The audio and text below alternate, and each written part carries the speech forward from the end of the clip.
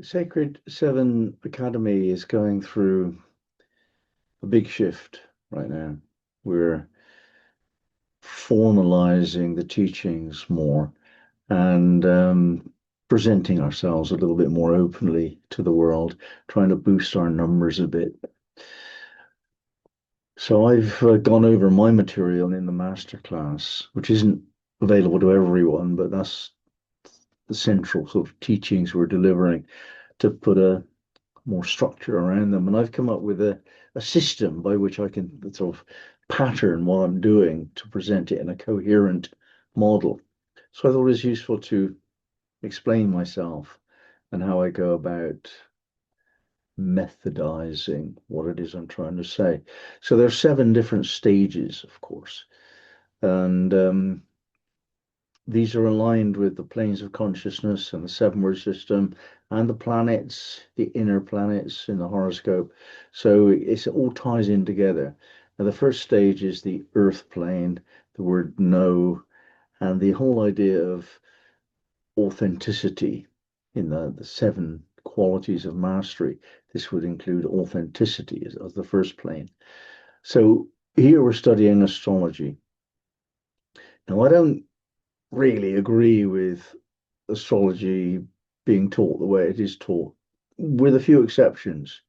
And I like certain people, like Molly McCord, I like Pamela Gregory, and I liked Rob Hand a lot. I met him, and so I've got a few favorites, but there's a lot of negativity and silliness entered astrology, particularly with the computer age, that I want to address that within my attitude to astrology, which is very much more simplified. But I think we need to learn the essence, the building blocks before we go into the more sort of subtle aspects of astrology, particularly with readings. Maybe for self-examination, the details are good. But anyway, my astrology very clearly weaves its way through Sabian symbols. Everything I do comes up with a study of the Sabian symbols, which to me is a dimensional shift in astrology that Jones and Rudyard brought together with Elsie Wheeler's main work. So I've studied Sabian symbols a lot. I've looked at the outer three planets as a triplicity of energies, the holy trinity of astrology. Come up with an idea to study Dane Rudyard's expressions, the division of the signs of the zodiac in the smaller groups, halves, the first part, the second part, or sixths, 5 degree batches. So we've looked in depth at those. And so my astrology is kind of different from mainstream, and I'm addressing the pink and fluffies, I call them, the people that say things like it was meant to be quite a lot. And they don't quite take the level of self determination, agency, authority of self. And we're looking at that question where it is and where it is not appropriate to make a claim, you know. So that's anyway the first part of the masterclass, or the central part to the core, the know of it all. The hello of it all is life skills, developing expertise. That's the quality of mastery, expertise. And the seven word system is a process whereby we can look at any situation, past, present, future, and we look at seven different strands of it in much the same way I'm discussing the seven strands of my masterclass. We can discuss the seven strands of anything, any dynamic system. If you know the seven word system, it really does make sense quickly, and you know what to do, leaving errors of omission behind you. You get to do what needs to be done because there are only seven things to do in any situation, and you need to do all seven, necessary and sufficient.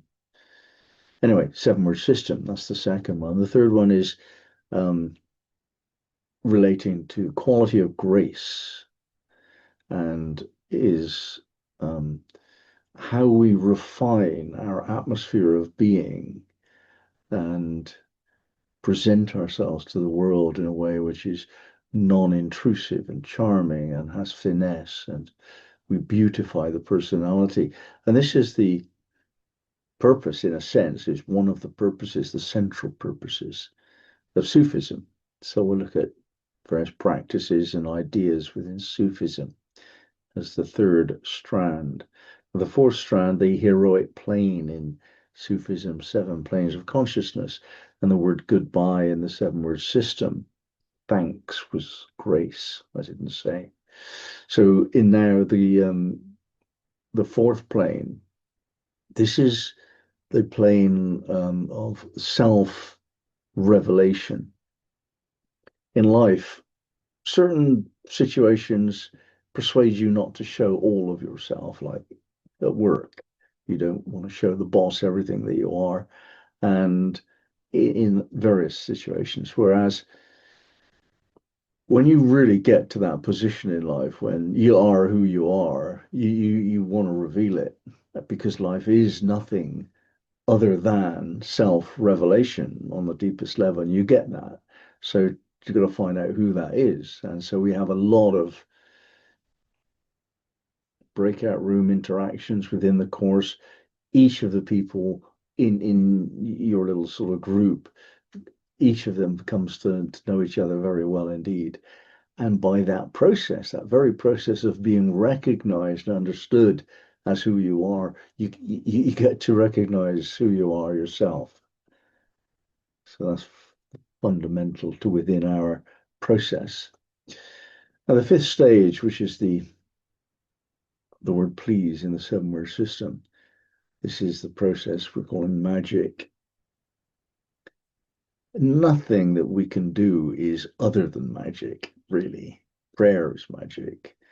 Intention is magic. Movement in any particular direction indicates a certain intention. So most of what we do is magically creating our life. Now, to study this in a formal way, you bring more consciousness to that process. So we do it anyway, but with the study of magic as a model, we know what we're doing as we're doing it. And this is an important step of mastery associated with the word faith.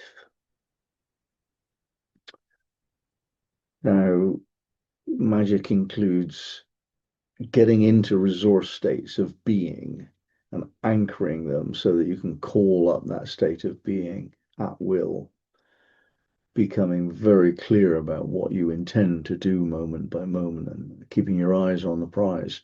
That's one side of it, the yang side of it. The inside is knowing how to create an atmosphere using tools of glamour, whether that's an altar in a physical room or a sense of how you're met by the public according to how you speak and how you dress and how you hold yourself.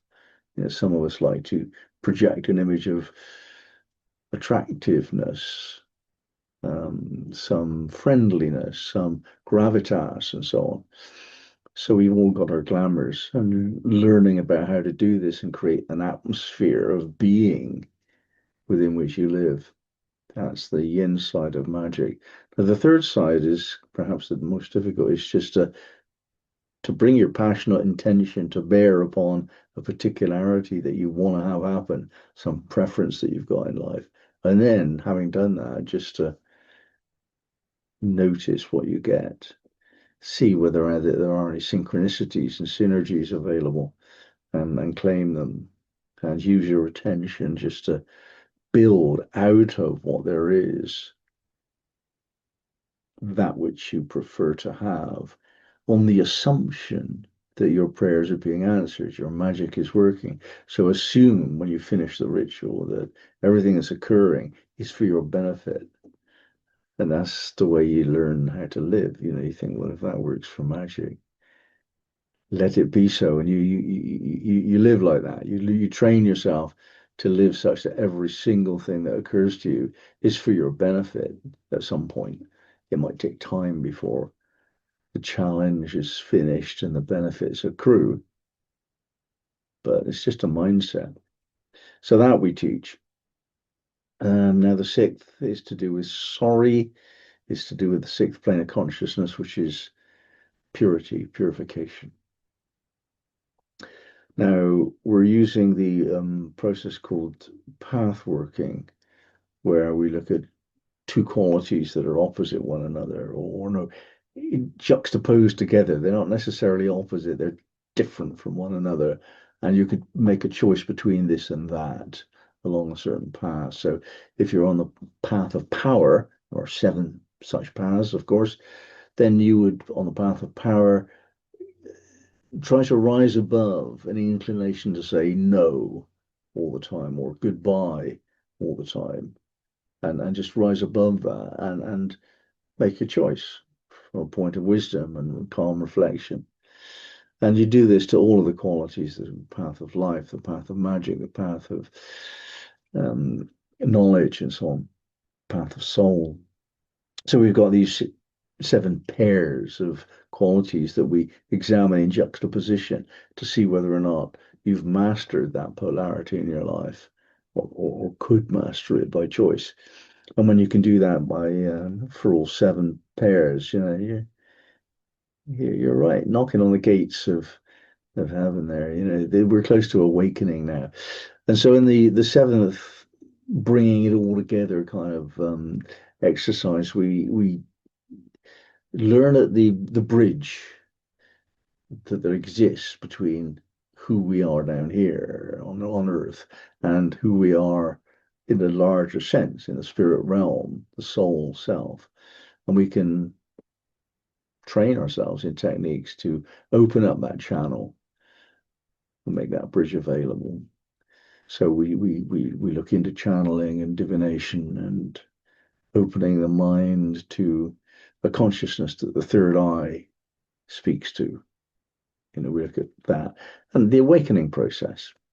So there it is. That's my map for how I'm moving my huge kind of rather chaotic library of bits of information that I've been given, and putting that into a system to see if that works. And I've checked that out over a period of years.